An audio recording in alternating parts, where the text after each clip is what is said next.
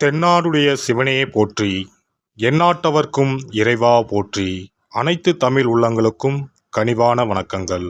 நிகழும் ஸ்ரீ மங்களகரமான சோபகிருது ஆண்டு மாசி மாதம் 18ஆம் தேதி வெள்ளிக்கிழமை அன்று சுவாதி நட்சத்திரத்தில் பஞ்சமி திதியில் அமிர்த யோகம் கூடிய நன்னாளில் இந்த மகத்தான மார்ச் மாதம் பிறக்கிறது.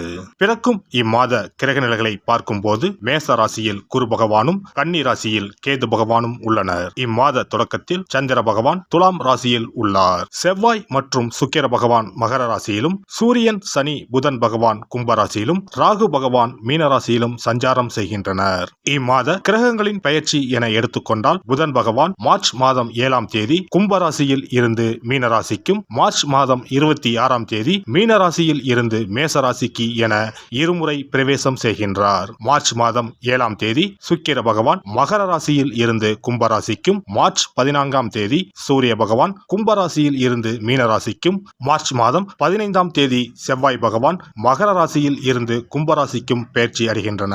இந்த கிரக அமைப்பினால் உங்கள் வாழ்வில் ஏற்படக்கூடிய சுபம் மற்றும் அசுப பலன்கள் என்ன, அதற்கான பரிகாரம் மற்றும் தெய்வ வழிபாடு என்ன என்பதனை பற்றி காண்போம். மாசி மாதத்தின் பிற்பகுதியும் பங்குனி மாதத்தின் முற்பகுதியும் இணைவது இந்த மார்ச் மாதம் ஆகும். பனிக்காலம் முடிந்து வசந்த காலம் துவங்கப் போகிறது. இனி உங்கள் வாழ்விலும் வசந்தம்தான். திடீரென கோடிகளில் சம்பாதிக்கும் வாய்ப்பும், ஜாக்பாட் அடித்தது போல பணம் குவியும் யோகமும் உண்டாக போகிறது. தயாராக இருந்துக்கோங்க. பண கஷ்டம், துன்பம், அவமானம் அனைத்தும் உங்களை விட்டு விலகப் போகும் நேரம் இது. கன்னி ராசி அன்பர்களே, இம்மாதம் குடும்பத்தில் மகிழ்ச்சியும் உற்சாகமும் காணப்படும். எதிரிகளின் சூழ்ச்சிகளை முறியடிப்பீர்கள். வெளி வட்டாரத்தில் செல்வாக்கு அதிகரிக்கும். உறவினர்களும் நண்பர்களும் மிகவும் உதவியாக இருப்பார்கள். கணவன் மனைவிக்கு இடையே அந்யோன்யம் அதிகரிக்கும். திருமணம், வளைகாப்பு போன்ற சுப நிகழ்ச்சிகளால் வீட்டில் மகிழ்ச்சி நிலவும். சிலருக்கு குழந்தை பாக்கியம் கிடைக்கும். மாத பிற்பகுதியில் உறவினர்கள் வகையில் சிறு சிறு பிரச்சனைகள் ஏற்பட சாத்தியம் உள்ளதால் பொறுமையுடன் இருப்பது அவசியம். புதிய ஆடை ஆபரணங்கள் வாங்கி மகிழ்வீர்கள். குடும்பத்துடன் வெளியிடங்களுக்கு சென்று வருவீர்கள்.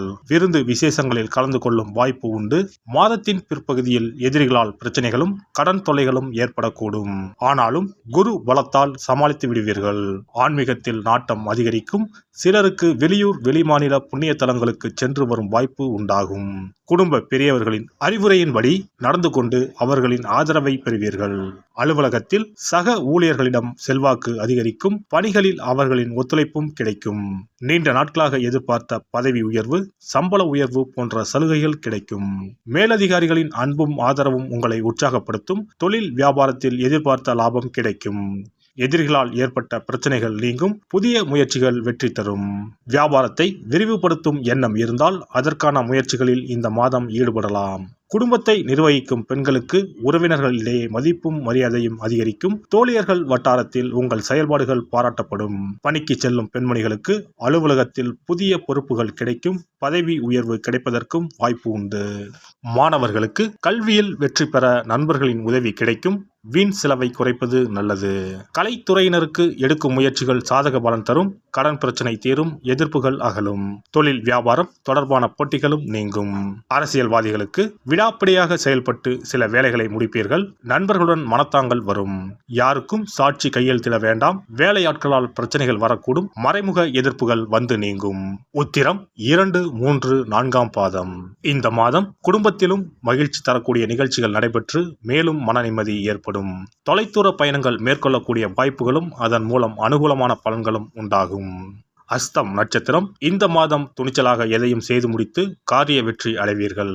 மற்றவர்களுடன் இருந்த பகை நீங்கும். பூர்வீக சொத்துக்களில் இருந்த சிக்கல்கள் தீரும். பணவரத்து கூடும். அரசாங்க மூலம் லாபம் உண்டாகும். நீண்ட தூர பயணங்களால் சாதகமான பலன் கிடைக்கும்.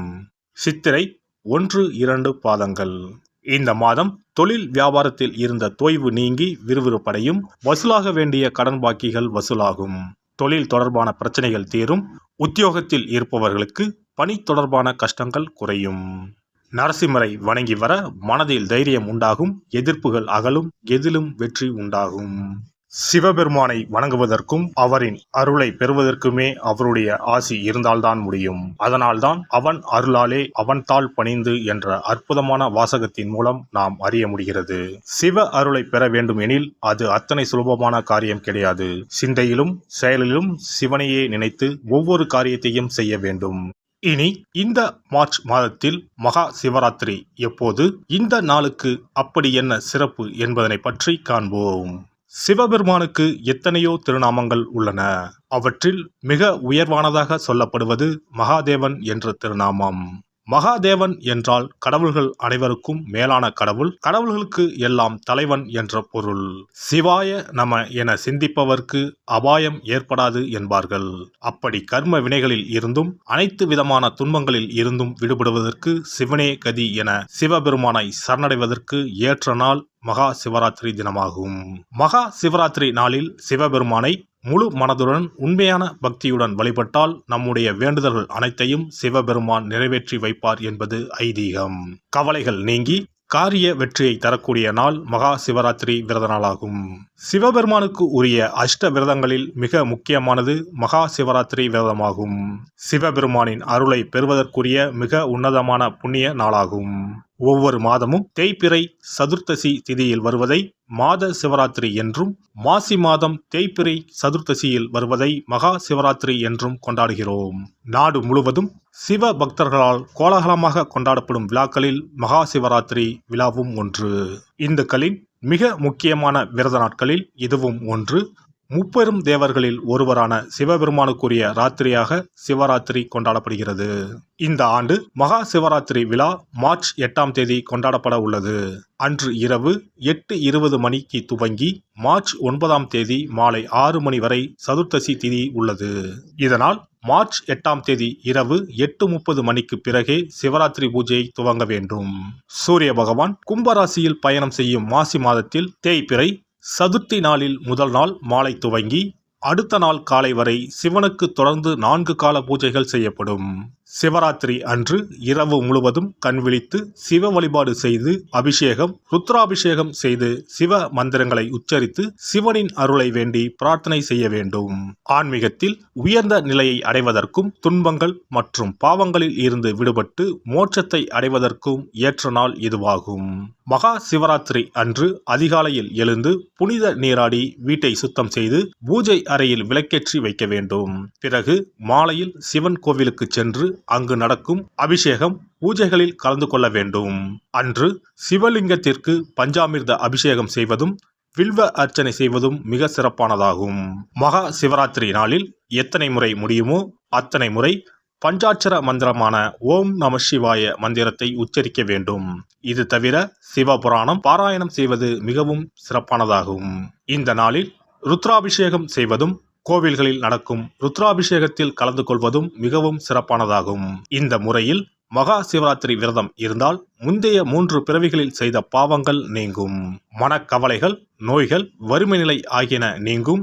அதோடு வாழ்வில் அனைத்து விதமான இன்பங்களும் உயர்வும் கிடைக்கும்.